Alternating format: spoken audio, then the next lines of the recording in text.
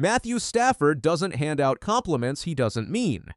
He's been in the league for 19 years. He's thrown touchdowns to Hall of Famers. He's won a Super Bowl.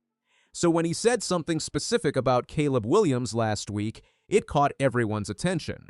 But here's what's even more shocking. The Chicago Bears spent the entire offseason systematically fixing every single infrastructure problem that existed in 2025. When you combine those two things together, you get one unavoidable prediction about 2026. Last year, Caleb Williams threw 20 interceptions.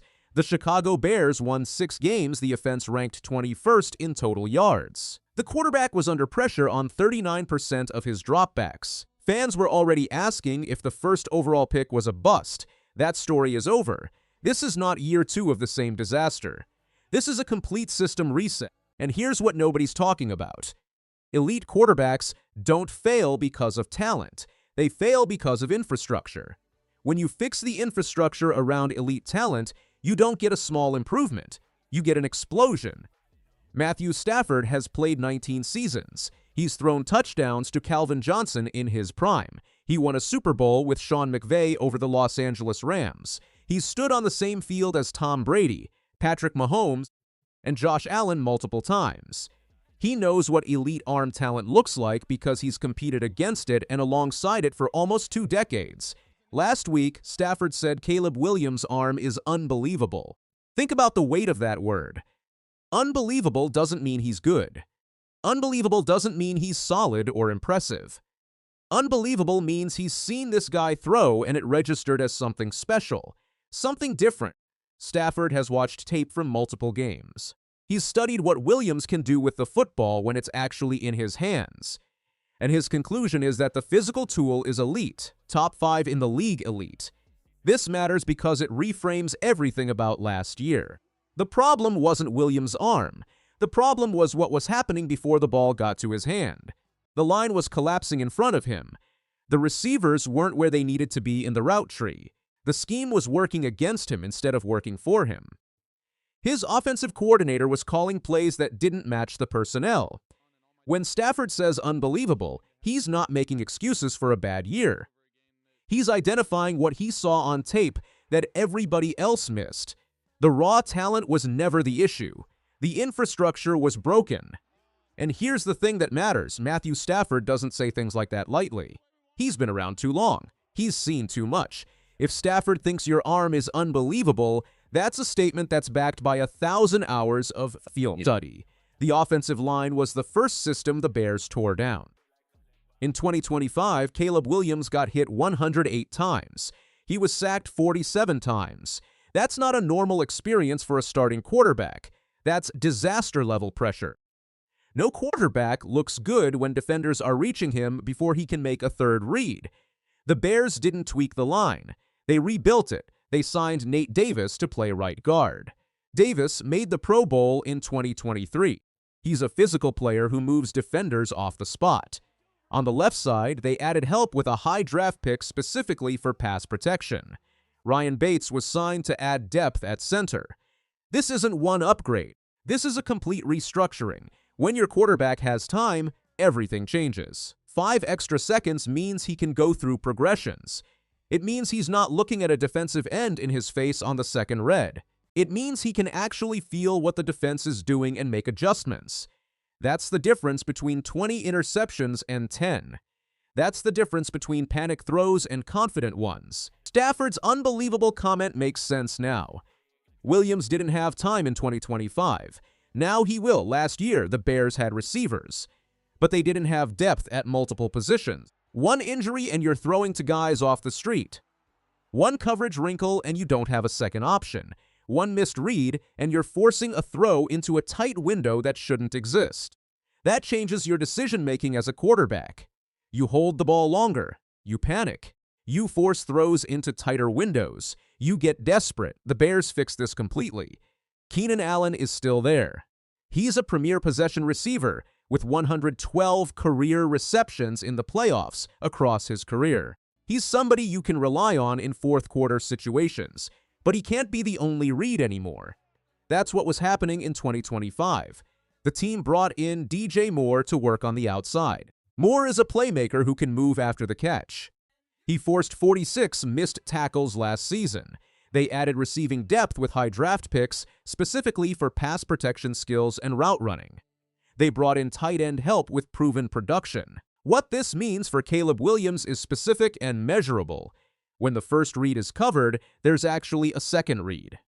When coverage breaks down one way, there's an option breaking down another way. When the offense has to improvise, there's a safety valve that wasn't there in 2025. This isn't fantasy football analysis. This is basic offensive line logic. More options equals faster decisions. Faster decisions equals cleaner play. Cleaner play equals fewer interceptions. Year 1 Williams was looking for something that didn't exist. He was holding the ball in the pocket waiting for a receiver to get open who wasn't open. Year 2 Williams is choosing between multiple open options. That's the difference. This is where the shock comes in. Top 10 drafted quarterbacks improve their passer rating by an average of 14 points between year 1 and year 2. That's not a stat that gets misquoted in random videos. That's a real pattern across a decade of NFL data. First-round quarterbacks with elite arm talent don't just get better by accident. They get better because the system around them finally makes sense. Patrick Mahomes was 111 in year 1.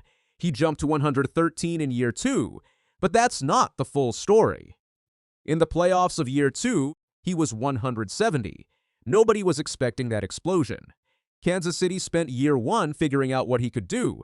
Year 2, they built around it. He had time. He had options. By playoff time, he was untouchable. Josh Allen threw 28 touchdowns and 20 interceptions in year 1 with Buffalo. Year 2, 28 touchdowns and 10 interceptions.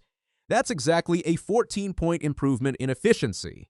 His passer rating jumped from 85 to 97 in that single season. The league didn't suddenly make him a better thrower. The Bills didn't sign him new arms. They surrounded him better. They gave him protection. They gave him options. They gave him time in the pocket. Lamar Jackson was 84.3 in year 1 with Baltimore. Year 2, he climbed to 95.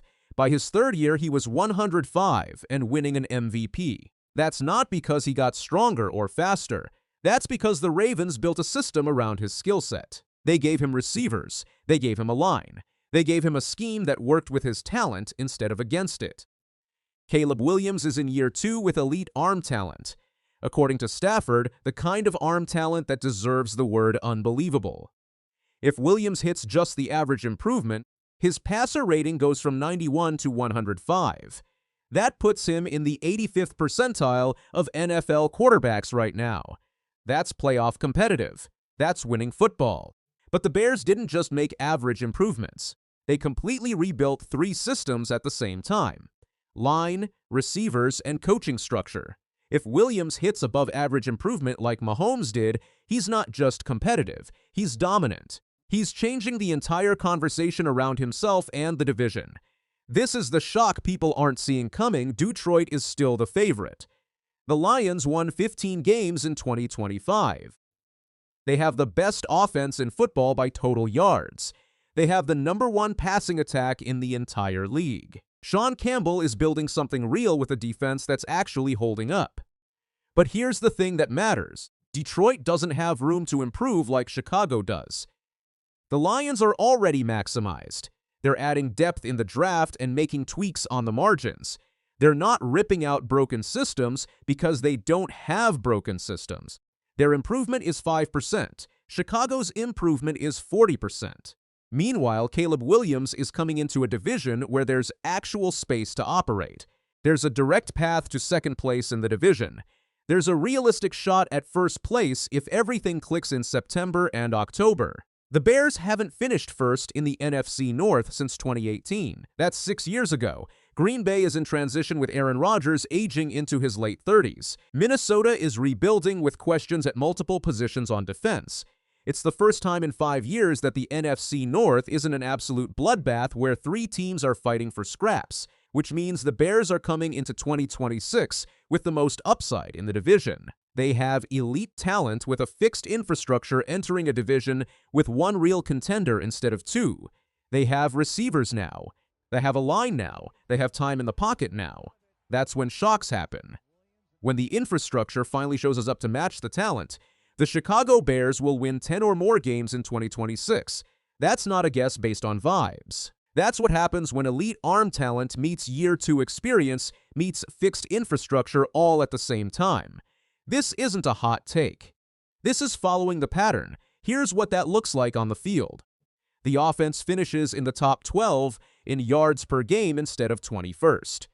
That's not shocking improvement. That's what happens with better protection and better receiving options. You get more chances to complete passes. More completions means more yards. More yards means longer drives. The interceptions drop from 20 to 12 or lower. That's also what happens when you have time and options. You're not forcing throws into one-on-one coverage that doesn't exist anymore. You're throwing to the second and third read instead of panicking and holding the ball. The team stops losing close games 24-21 because the offense can actually sustain drives when the moment matters. In 2025, the Bears lost 7 games by less than 4 points. That's not talent. That's execution. That's infrastructure. When the infrastructure works, you win those games. 9 wins becomes 10. 10 becomes 11. That's the progression when all 3 elements click. Some people are going to argue this in the comments. They're going to point at last year's 6-11 record and say Williams can't be fixed. They're going to say the Bears can't ever build anything because it's the Bears, and they always mess it up. They're going to call this crazy, but they're looking at year 1 tape instead of understanding the data. They're not looking at what Stafford said. They're not looking at what the Bears built. They're looking at what happened when the infrastructure was broken and assuming that never changes. This is the shock people aren't seeing coming. When Stafford said unbelievable, he was saying something specific. He wasn't making a casual comment. He was saying the physical tool is there. The arm talent is elite. The foundation is solid. What changes in year 2 isn't the arm. It's never the arm when you're talking about top 10 draft picks. It's the system. It's the protection. It's the receivers. It's the time Williams has the arm. He has the experience now. He has film on defenses. He understands what coverages look like. He's studied what worked and what didn't. He has the protection. He has the offensive line that can actually hold for 5 seconds. He has the receivers. He has options at every level. That's the combination that produces shocks. He's about to prove that everything that went wrong in 2025 was completely fixable. The interceptions weren't about arm talent. They were about time and options. The yards weren't about the player. They were about the system. The entire NFL is going to wake up in week 4 or week 5 and realize they weren't looking at the right story. They weren't watching what was being built. They were still focused on what collapsed last year. The story isn't about redemption. It's about a quarterback who always had the talent finally getting the infrastructure he needed. It's about infrastructure and infrastructure alone. When elite talent meets proper infrastructure, that's when shocks happen.